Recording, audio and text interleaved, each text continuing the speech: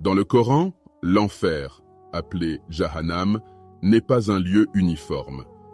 Il est décrit avec plusieurs niveaux, chacun réservé à des catégories spécifiques de personnes. Aujourd'hui, explorons ensemble les 7 niveaux de l'enfer selon la tradition islamique. 1. Jahannam. C'est le premier niveau, le moins sévère.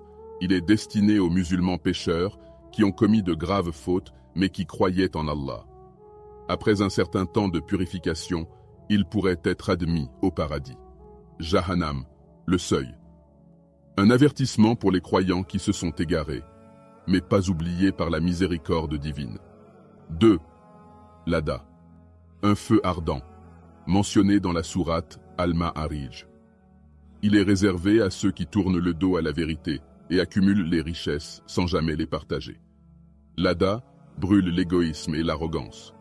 C'est le feu de ceux qui oublient les autres et Dieu. 3.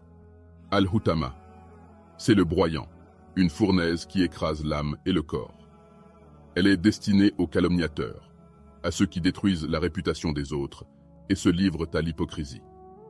Hutama, c'est la conséquence des paroles tranchantes, des langues qui blessent plus que des armes. 4. Sa'ir. Un feu flamboyant pour les négateurs de la vérité, ceux qui rejettent les signes d'Allah malgré leur clarté. Sa'ir, le brasier de l'entêtement, le refus obstiné de voir ce qui est pourtant évident. 5. Sakar. Un feu dévastateur mentionné dans la sourate Al-Mudathir. Ce niveau est réservé à ceux qui négligent la prière, ne nourrissent pas les pauvres et rejettent la résurrection. Sakar ne laisse rien et ne permet aucun répit. Il consume l'oubli de Dieu et l'indifférence envers les autres. 6. Al-Jahim. Un feu intense destiné aux idolâtres, ceux qui ont associé d'autres divinités à Allah. Al-Jahim, le feu de la déviation totale, là où l'âme s'est égarée loin de l'unicité divine. 7. Al-Hawiya. Le niveau le plus bas, le plus terrifiant. Réservé aux hypocrites et aux mécréants extrêmes. Un abîme sans fond. Al-Hawiya. Une chute éternelle pour ceux qui ont porté le masque de la foi, tout en nourrissant l'opposition au fond du cœur.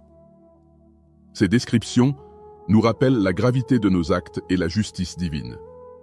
Mais le Coran, tout en évoquant l'enfer, insiste aussi sur la miséricorde d'Allah, toujours accessible à ceux qui se repentent sincèrement. Abonne-toi pour d'autres vidéos sur la foi, la spiritualité et les mystères du